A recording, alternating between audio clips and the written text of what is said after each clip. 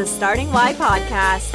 Here we ask entrepreneurs, actors, investors, innovative, and artists on the why they are doing what they are doing, what motivates and drives them, and why can't they stop. We will start in 5, 4, 3, 2, 1. Hey folks, this is Joe from Starting Why. Today I welcome Peter here with me. Hey Peter, how you doing?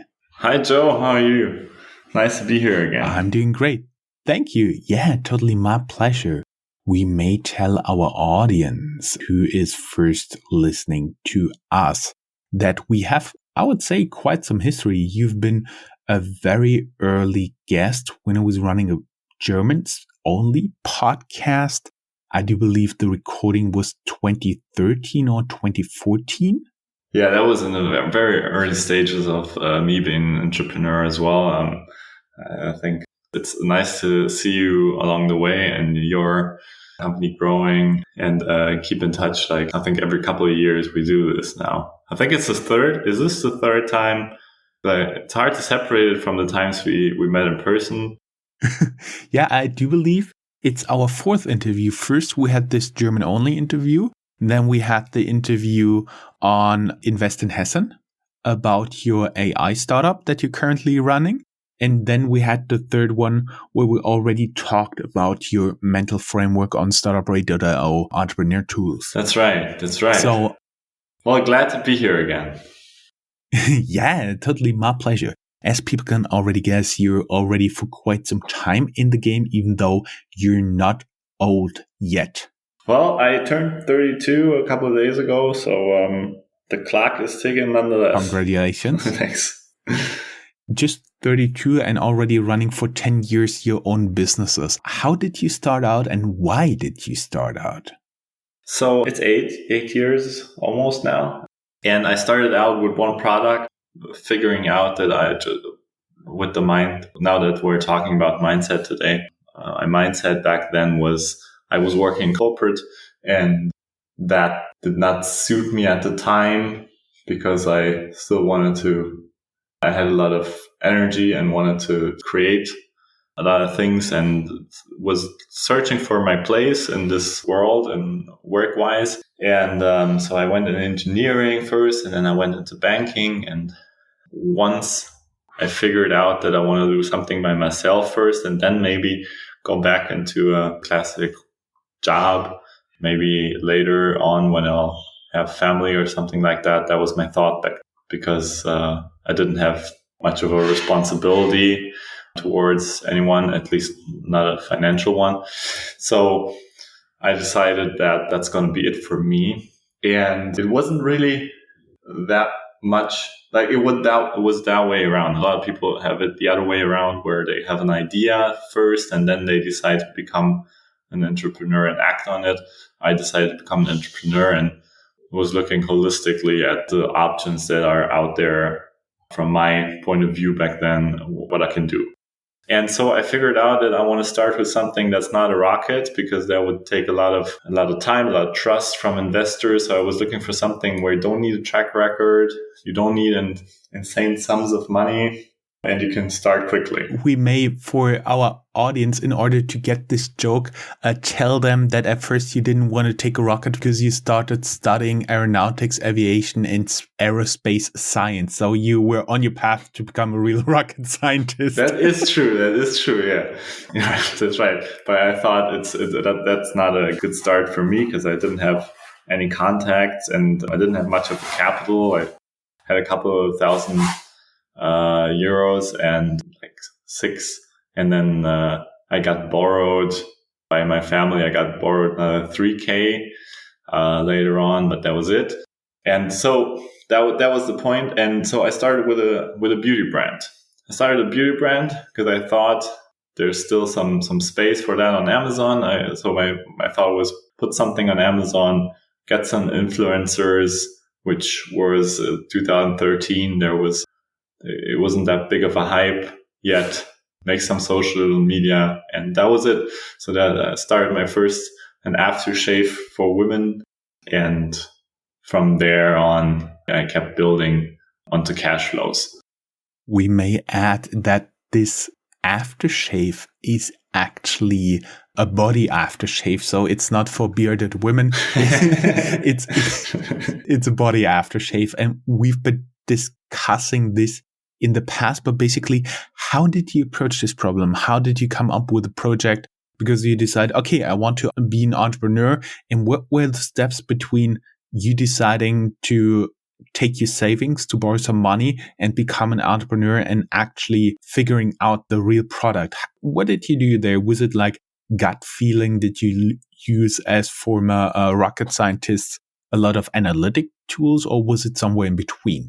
So I think the most complex part was indeed, and it fits to the topic we're talking about today, it was the mindset part. So I had, I think everyone has something that blocks them from taking some steps, or everybody knows that feeling when you're jumping into something new, that sometimes you feel a little like a lot is going to change, or there's so much uncertainty. There's a lot of fears and a lot of things that can block you on the way. And for me, the main thing was that I only had those 6,000 euros, and I was thinking you're going to blow them into nothing instead of just making like a journey around the world, like a classic, just like a big, I could have made a big holiday out of that. And that was back then, that thought of just burning that away with some random idea was really kept me in check. And it was only the fear, because I hadn't found my place in the work world, and my fear of not fitting into the jobs that were available for me at the time, that really kicked me over that other fear of losing my hard-earned money. I had made that money from waitering most, so each dollar was really worked for, and long nights and standing a lot, and so it didn't come out of the sky. So that was where my main constraints. And then I was still studying. I decided to go on a ranch in the US. And basically I went to Kansas, and I was there for 3 months, and they put me on a horse. So I had a lot of time sitting on the horse and, herding cattle from north to south, and sleeping outside. I had a lot of time to figure out what I want to do when I come back.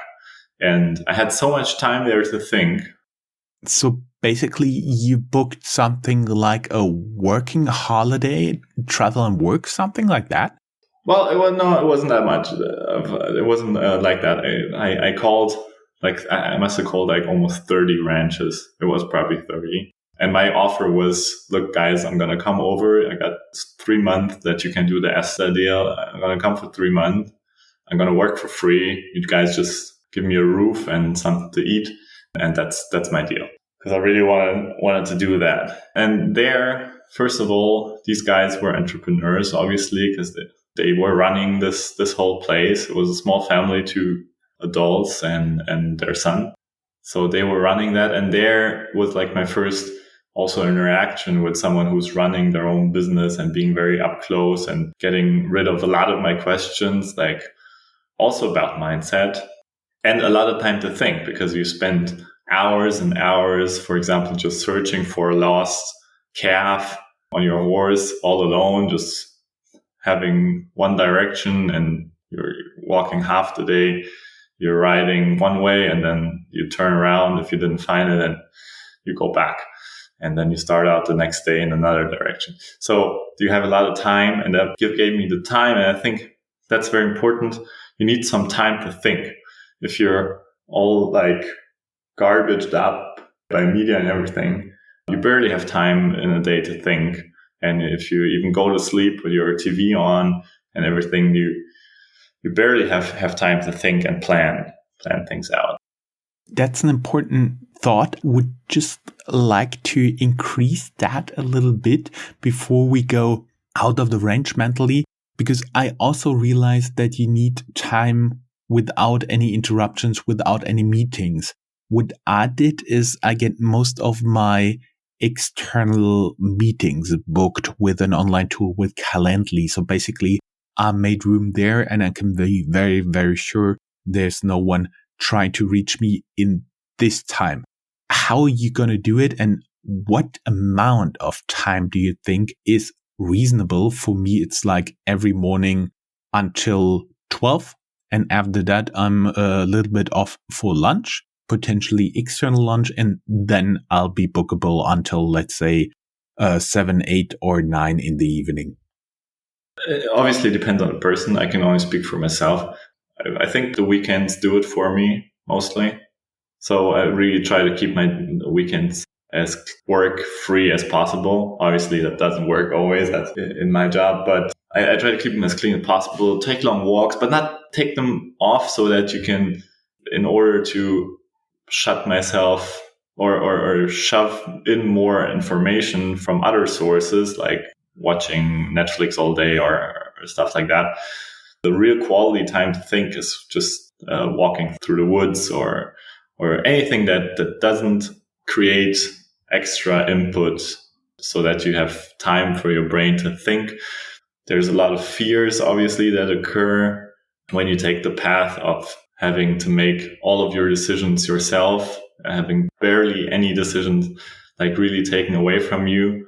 In the end, obviously, you can get help and get consulting from your employees or from your partners, but in the end, you have a lot of decisions to take yourself. And there's obviously always a fear of taking the wrong one.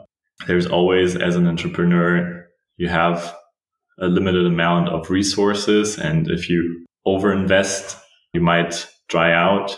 If you underinvest, you might not grow as fast as you want. So you're always in a very fine balance of decision making. And that works best, if you ask me, if your mind is calm and relaxed and gets a lot of time to regenerate, so you don't fall into a loop of bad decisions, which create more stress and more fears. And that again creates even worse decisions. You don't want to go down there. Obviously, I think every entrepreneur that has been around for a while has been there.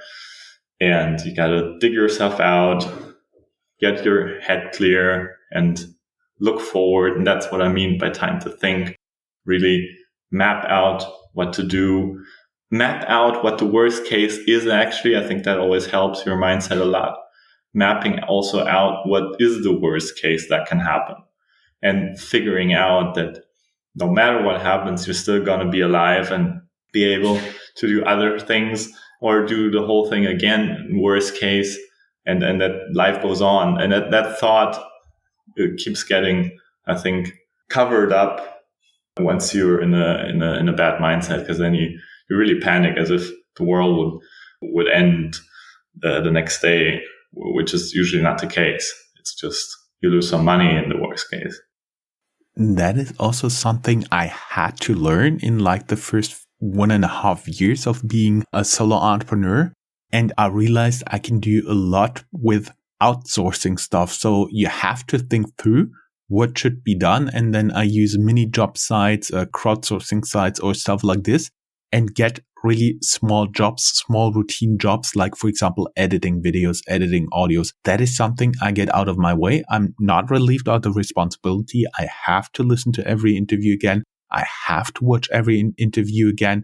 I have to do the show notes myself, but at least all the tedious work of editing, of forcing myself to do editing, that is what I've gotten out of the way, as well as many, many other little tasks just to do the same as you said. Get your mind free, get your mind a little bit slower, because otherwise you just go in overturn. That's what I also see in many entrepreneurs, that they work and work and work. And for me, from time to time, it was like that I was working for 3 days a week until midnight. And that wasn't very healthy. And I felt it pretty soon. And I really like that you're also saying that is an important part. But sorry, we've been on the ranch in Kansas. Right. No, I think, Joe, what you just said, that's also a big part of it. I mean, in the end, it's on one, there's two construction sites basically that you're working on. There's one, the one is the mindset, and one is the actual amount of load that you are carrying. And with what you just said, Joe, is that's covering the second part, reducing the load which you are confronted each day by outsourcing things so that you have more room for strategic decisions and, to move on. But the first part, the pure mindset part, well, back then, after I came back, I had my plan and I was like, okay, once I get back, I'm going to start. So I came back and I remember sitting there being like, damn, now I'm going to do this. And that's when my fears of losing the money that at that point seemed huge to me started. And I remember I was really stressed, even though I hadn't really done much yet. So like looking back, that's the thing. Hadn't built anything that would be a self-created responsibility yet.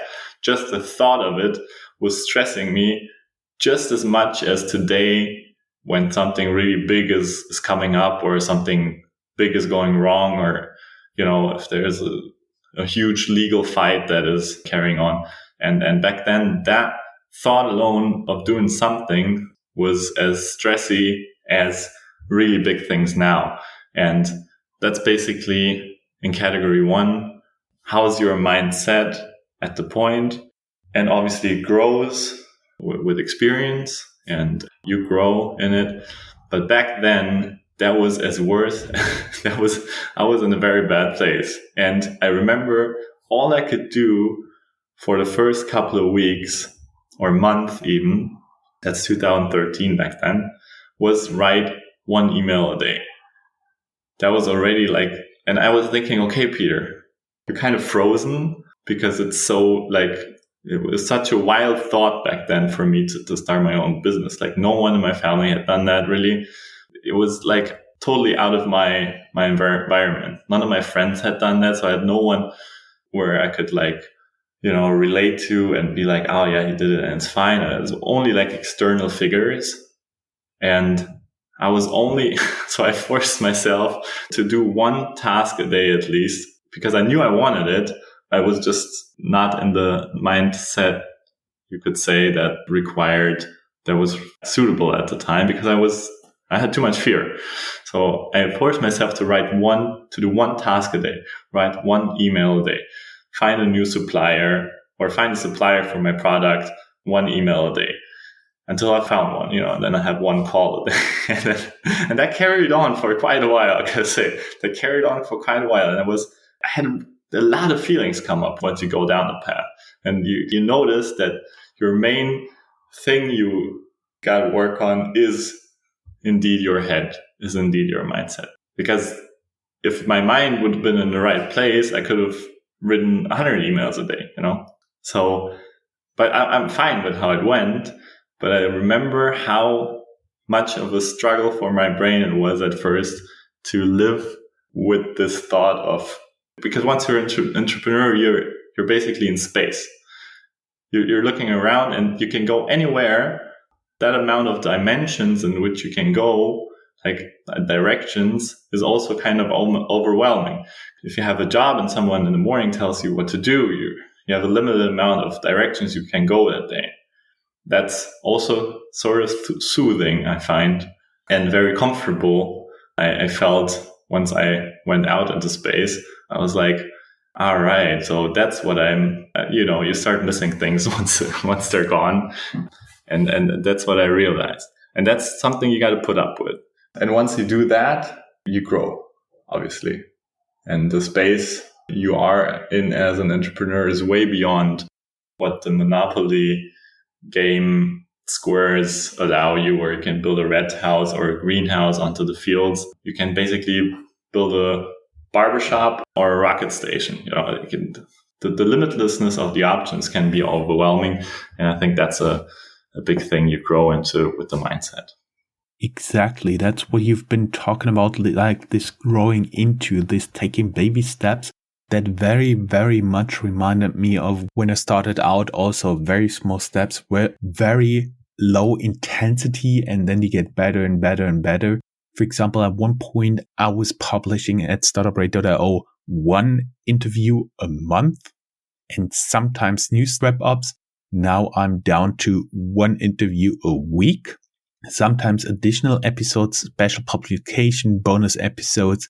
And once a month, I do the Startup News with Christian, and you just get better to it. You just develop skills. It's the same with the emails. In the beginning, I was overwhelmed, even though I was already having a full-time job when I had 5 emails.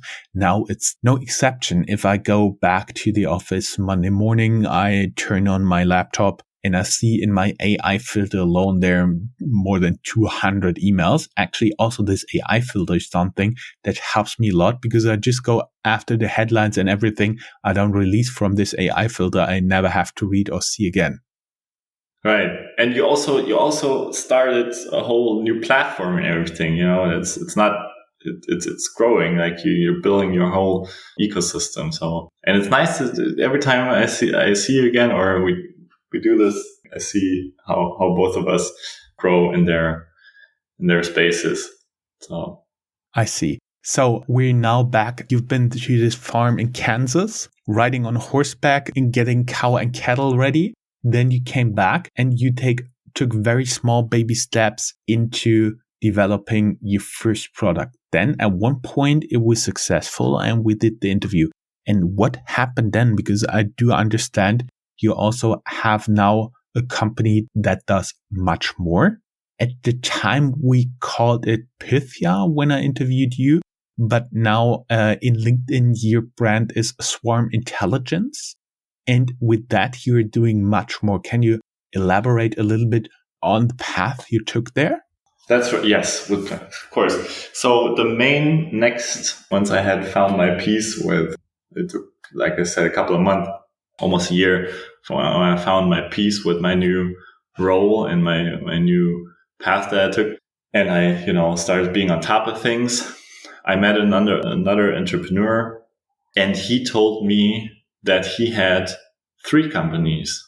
I was like, what? I was sitting next to him, and I was like, what?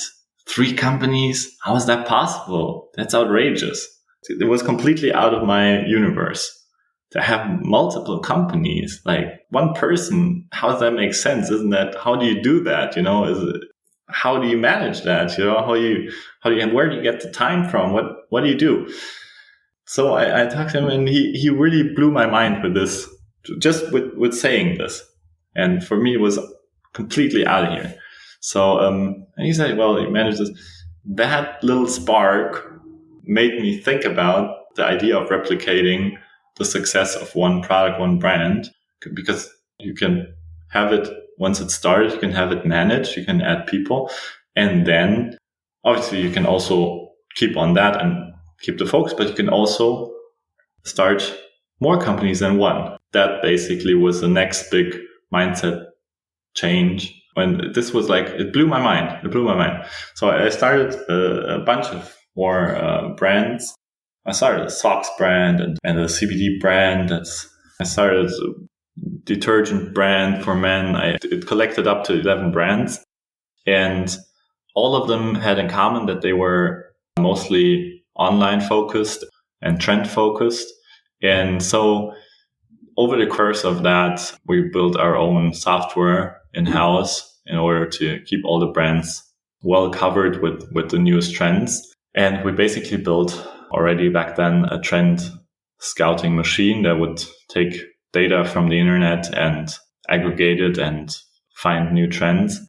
And at some point, then we attracted bigger attention, and one German billionaire saw an article, and he decided to come along, and he said, do you want to take the software and make a spin-out?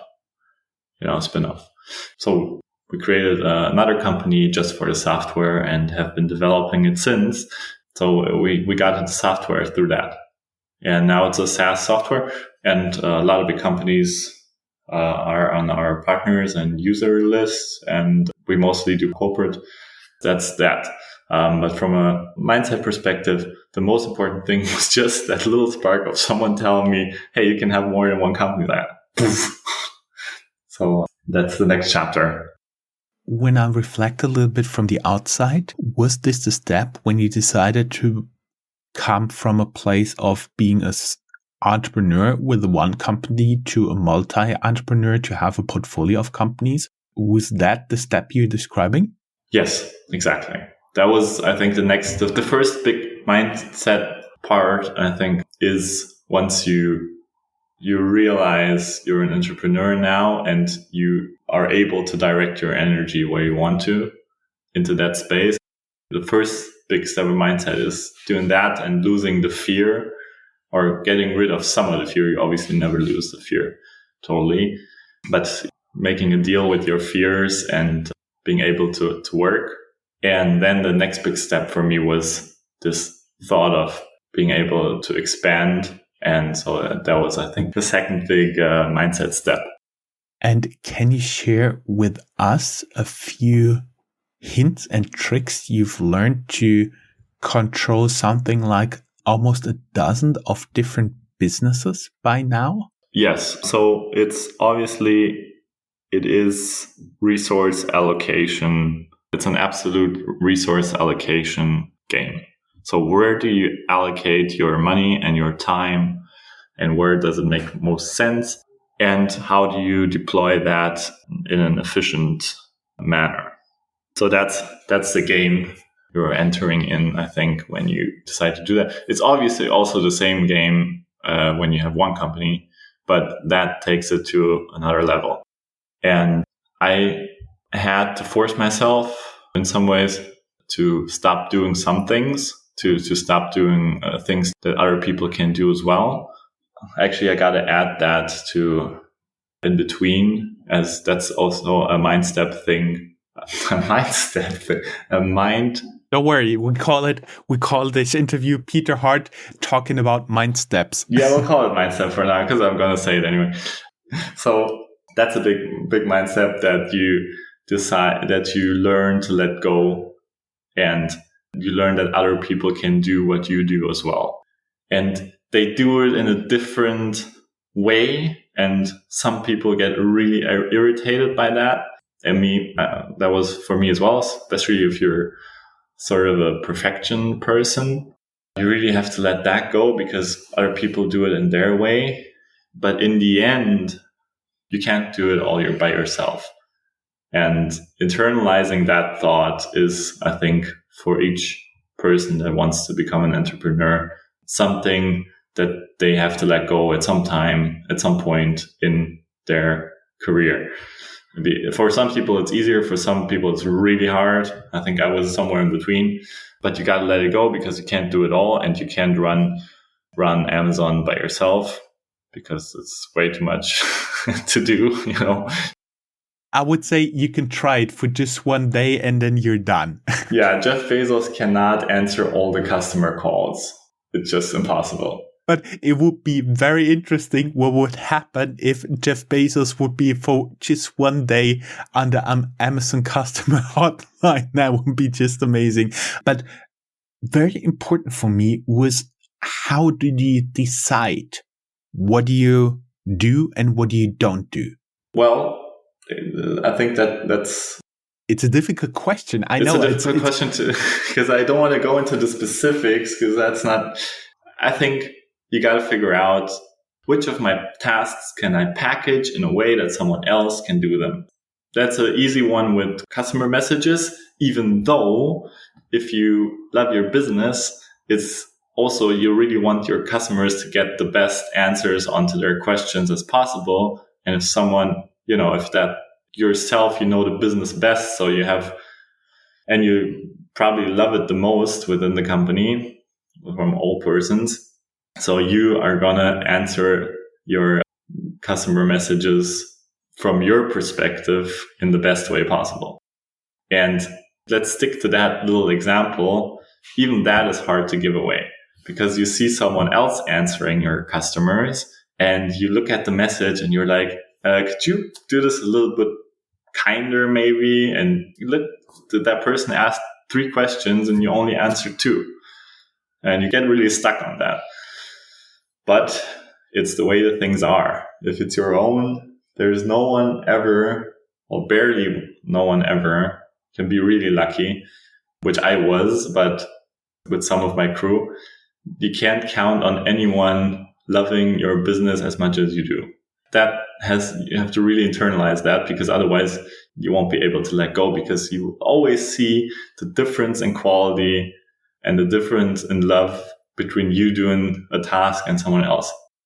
So those are the things. It's usually always with all these things in growing, it's an inner fight, and the way, let's call it an inner debate.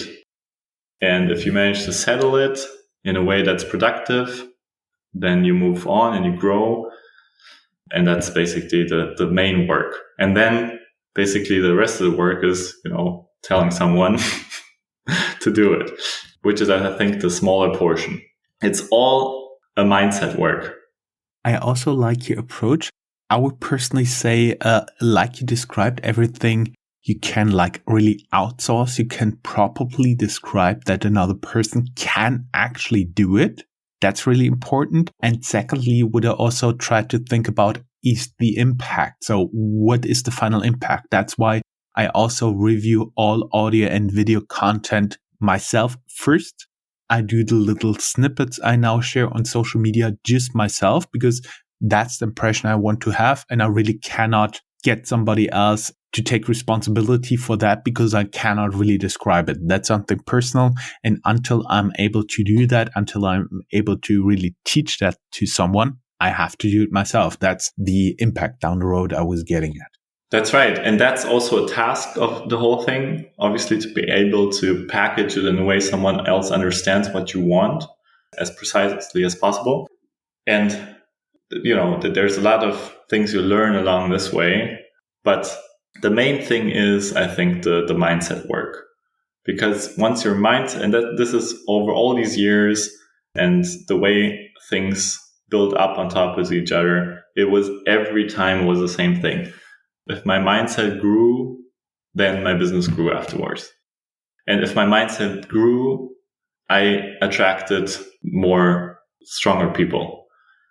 So it was always this pattern. And I think it makes a lot of sense, obviously, because if you imagine the Peter from 8 years ago who was sitting there with his one email a day, not being able to hand over any work to anyone else, that Peter obviously you can't put him in the role that I'm in today. So it was always an inner growth that then triggered an outside growth.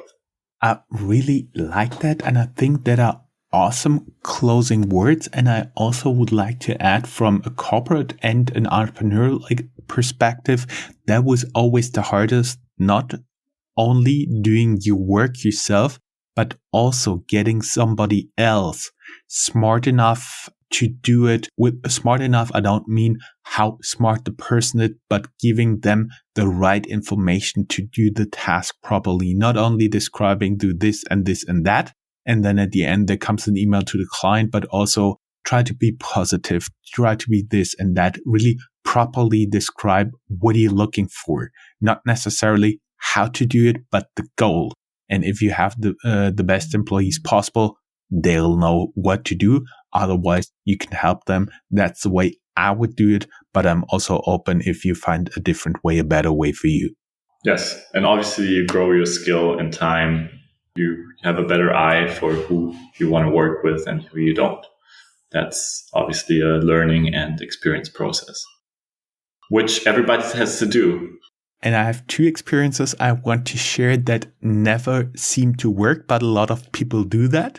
They go, give an employee a handful of buzzwords they usually don't understand themselves and say, do it, and then they leave. Or they come. There was something a friend of mine called the seagull management method. They come in, yell like crazy, and then disappear for weeks, and then they come in again, make lots of noise like seagulls, and then they disappear again. Both of them don't work. And I also found it very helpful if you have, again, planning of your time windows in your day. That, for example, when I work big teams, I always walked around once or twice a day, was checking with everybody, you guys doing okay? Any questions? Just to be open to get some feedback, because otherwise you'll have a lot of work scheduled throughout the day and then people keep interrupting you. And I found it to be more productive if I proactively approach the people in order to get those breaks managed. Interesting. Yeah. That's a process you found, and the two examples you described, that's somewhere are a lot of fears stuck. If I also have seen like examples like that of people just shouting around in their office and then disappearing. Seagulls, yes. and there is a cap to how successful you can get with that. You can get somewhere with that tactic and that mindset, but there's a cap somewhere. You won't become Jeff Bezos or Elon that way, just to put a cap somewhere. So there is a cap to each obstruction and mindset, and you can only go so far with it. And if that person is brilliant and shouts the right things once a week into his office, then maybe it even works out and puts the people who can work with that environment in there and does that. But it still caps at some point. And that's what you want to release. You want to release those caps if you want to keep growing, unless you're just comfortable with where you are and you can just leave it that way.